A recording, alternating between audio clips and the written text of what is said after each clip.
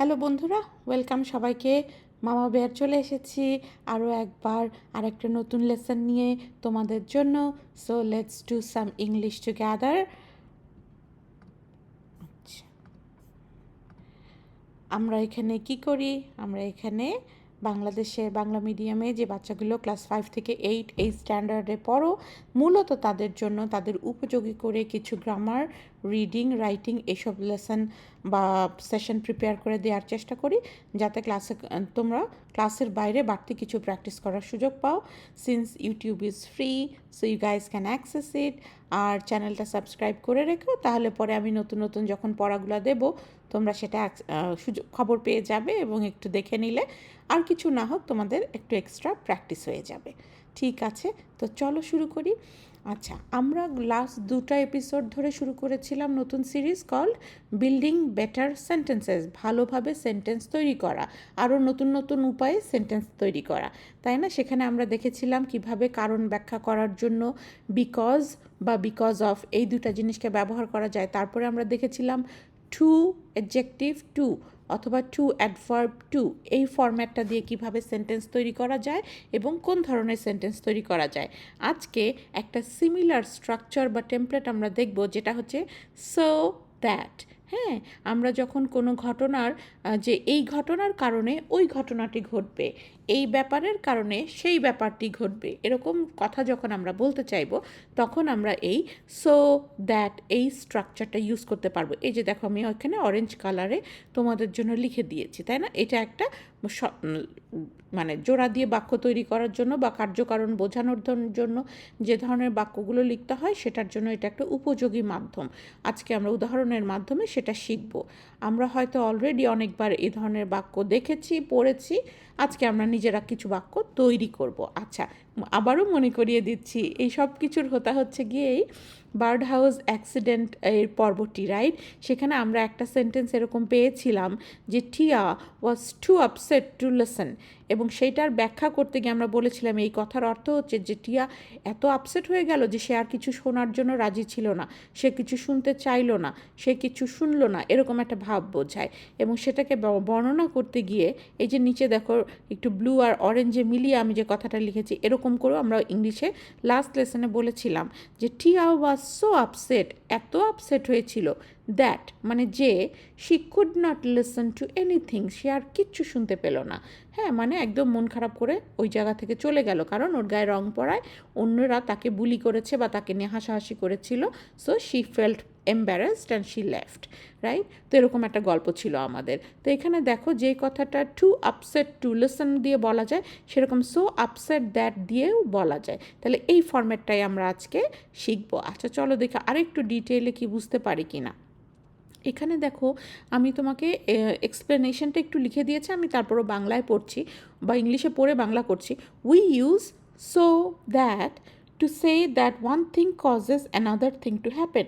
তাহলে এই so that এই স্ট্রাকচারটা দিয়ে আমরা মানে যখন এমন হয় যে একটা ঘটনা, ওয়ান থিং কোনো একটা কিছুর জন্য কজেস ঘটায়, অ্যানাদার থিং আরেকটা ঘটনাকে, টু হ্যাপেন মানে একটা ঘটনার কারণে যখন আরেকটা ঘটনা ঘটে, তখন আমরা সেই ধরনের কথাকে বর্ণনা করার জন্য আমরা এই সো দ্যাট স্ট্রাকচারটা ব্যবহার করতে পারি।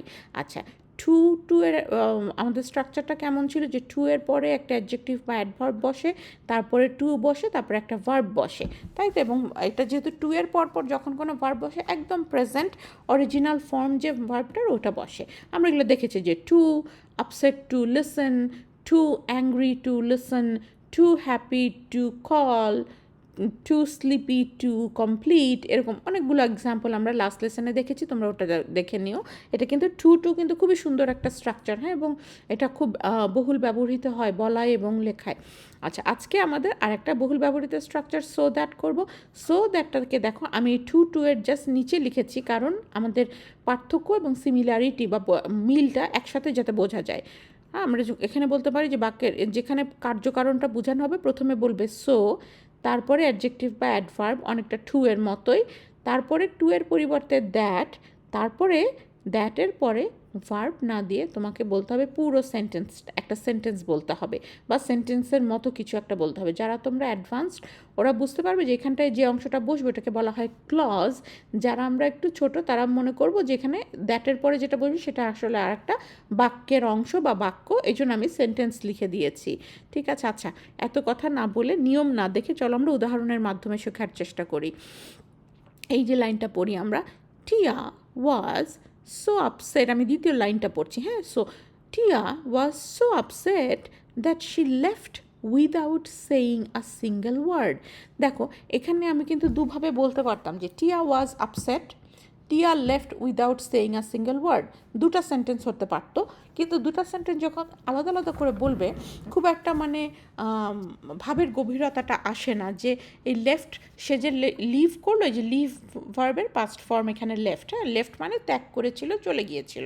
তাহলে she left without saying a single word, এটাকে যদি আমরা একটা আলাদা ইন্ডিপেন্ডেন্ট সেন্টেন্স হিসেবে দেই তাহলে কেমন হবে? যে টিয়ার মন খারাপ, টিয়া চলে গিয়েছিল, হ্যাঁ বোঝা যায়, কিন্তু সে যে মন খারাপ হয়েছিল বলেই তখন চলে গিয়েছিল, এটাকে আরও গভীরভাবে ইন্টেন্সলি বোঝানোর জন্য এবং দুটা বিষয়ের কানেকশন বোঝানোর জন্য আমরা যদি এক সেন্টেন্সে বলতে পারি তাদেরকে তাহলে সেটা ভালো। তো সেটাই এখানে করা হচ্ছে। দেখো বলছে টিয়া ওয়াজ সো আপসেট, এই সো দিয়ে কি এতই বেশি, এই যেমন টু আপসেট যেরকম সেরকম সো আপসেট।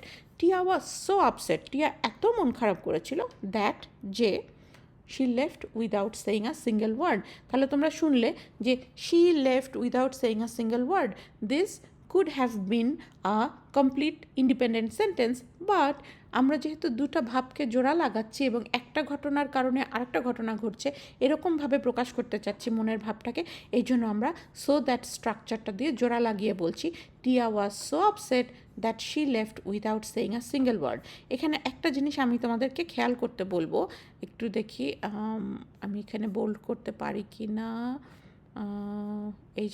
এই যে ওয়াজ কথাটা না, এটা কোন টেন্সে আছে? পাস্ট টেন্সে আছে না? যে সে এত মন খারাপ করে ফেলেছিল যে সেই কারণে কিন্তু এই যে এখানে পরের অংশে মানে দ্যাটের পরে যে সেন্টেন্সটা সেটার যে ভার্বটা লেফট সেটাও কি পাস্ট ফর্মে বসবে, হ্যাঁ এখানে কিন্তু প্রেজেন্ট ফর্ম দেওয়া যাবে না। সেরকম এখানে যদি ওয়াজ না থেকে ইজ হতো তাহলে এখানে এই ভার্বটার প্রেজেন্ট ফর্ম বসতো। আজকে আমরা টেন্স নিয়ে কথা বলবো না, জাস্ট তোমাদেরকে খেয়াল করার জন্য বলছি যে এই ধরনের বিষয় ভুল হতে পারে। তো তোমরা যখন লিখবে খেয়াল করে লিখবে, যখন বলবে খেয়াল করে বলবে।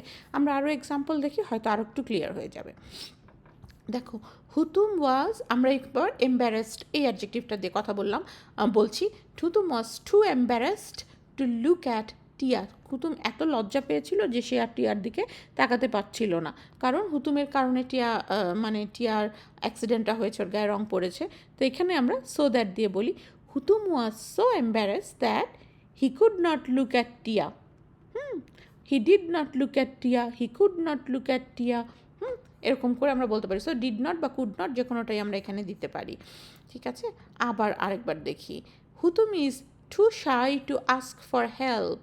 হ্যাঁ হুতুম সাধারণত কি একটু মানে ওর স্বভাব চরিত্র যখন আমরা মনে আছে ডেসক্রাইবিং আ ক্যারেক্টার সেখানে আমরা একটু বলেছিলাম যে হুতুম এত লাজুক যে সে হেল্পের জন্য আস্ক করে না, হ্যাঁ আস্ক ফর মানে কারো কাছে সাহায্য চাওয়া, হেল্প কারো কাছে সে সাহায্য চাইতে খুব লজ্জা পায়, হ্যাঁ সে খুব লাজুক। তো এটাকে too shy to ask for. আচ্ছা সেটাকে আমরা যদি সো দ্যাট দিয়ে বলতে চাই তাহলে কি বলবো, Hutum is so shy that he doesn't ask for help. এখানে খেয়াল করেছো এই যে ভার্বটা হচ্ছে ইজ, প্রেজেন্ট টেন্সে আছে, সেই জন্য আমরা হুতুম যেহেতু থার্ড পারসন সিঙ্গুলার নাম্বার আমরা ডাজ নট বা doesn't third person singular number present টেন্সে এই ভার্বটা বললাম যে Hutum is so shy that he does not ask for help.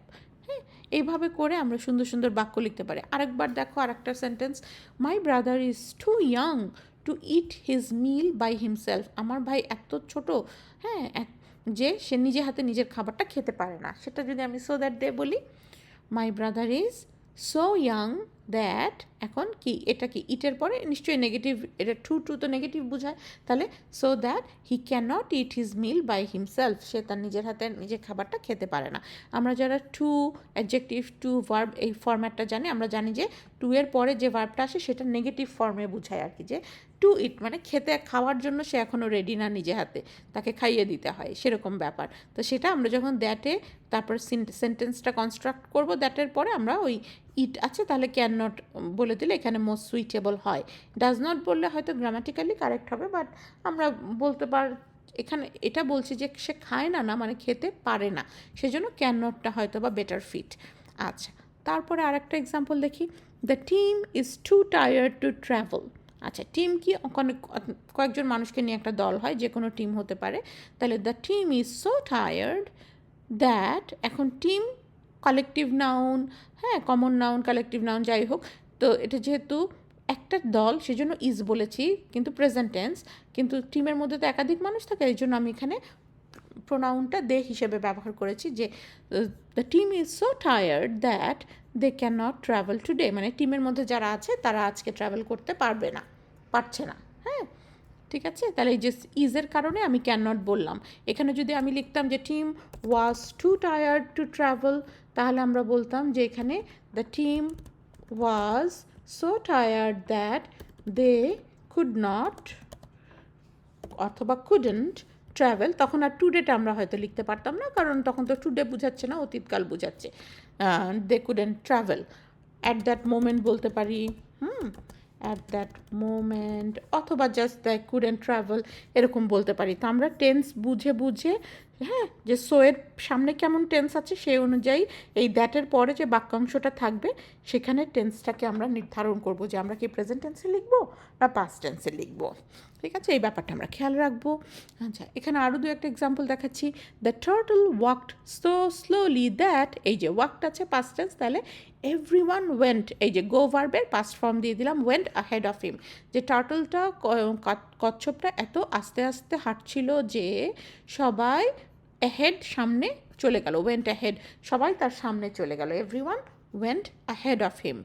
ঠিক আছে, আর একটা দেখি, হুতুম স্পোক সো সফটলি, হুতুম এত আস্তে কথা বলল দ্যাট, যে নোবডি, এবার দেখো স্পোক মানে স্পিক ভার্বের পাস্ট ফর্ম বলেছে, তাহলে আমরা এখানে ক্যান ভার্বের পাস্ট ফর্ম কুড এটা দিতে হবে, নোবডি কুড হিয়ার হিম, যে এত আস্তে কথা বলছিল যে কেউ শুনতে পাচ্ছিল না। আচ্ছা, তাহলে সো দ্যাট আর টু এই দুটো কিন্তু অনেক ক্ষেত্রে ইন্টারচেঞ্জেবল, মানে তুমি কেউ চাইলে এখানে যেমন আমরা বলতে পারি কি, Hutum spoke too softly to be heard. heard এটা বলতে পারি। তাহলে কি সো দ্যাট থাকলে সেটাকে সবসময় ট্রান্সলেট করে টু এই ফরম্যাটে নেওয়া যায়, বা টু ফরম্যাটে থাকলে সেটাকে সো দ্যাটে নিয়ে আসা যায়, সেটা কি সব ক্ষেত্রে সত্যি? আছে, চলো আমরা আর একটা উদাহরণ দেখি, তাহলে এই জিনিসটা ক্লিয়ার হয়ে যাবে।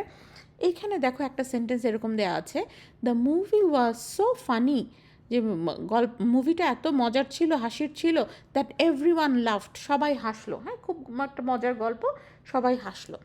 আচ্ছা, তাহলে এখানে দেখো দ্যাটের পরের অংশটা কিন্তু নেগেটিভ বলেনি। হ্যাঁ, তাহলে এইটাকে যদি আমি বলতে চাই টু দিয়ে সরাসরি এবং ট্রান্সলেট করি বা কনভার্ট করি এভাবে, যে the movie was too funny to love, তাহলে কিন্তু আর অর্থটা প্রিজার্ভ হলো না, অর্থটা ঠিক থাকলো না। কারণ কি, আমি এখানে বলছি যে মুভিটা এতই ফানি ছিল যে কেউ হাসলো না, কিন্তু না, সো দ্যাট দিয়ে তো আমরা সেটা আমরা বললাম সবাই হেসেছে। তার মানে কখনো কখনো ক্ষেত্র বিশেষ আছে যেখানে যখন দ্যাটের পরে পজিটিভ সেন্স কোনো একটা কিছু আসে, যে মুভিটা এত মজার ছিল যে সবাই হাসলো, এইটা কিন্তু সরাসরি আমরা টুতে নিয়ে যেতে পারছি না, সরাসরি বলছি। অন্য আর একটা ওয়ে আছে নেওয়ার, সেটা আজকের টপিক না, কাজে আজকে আমরা যাব না।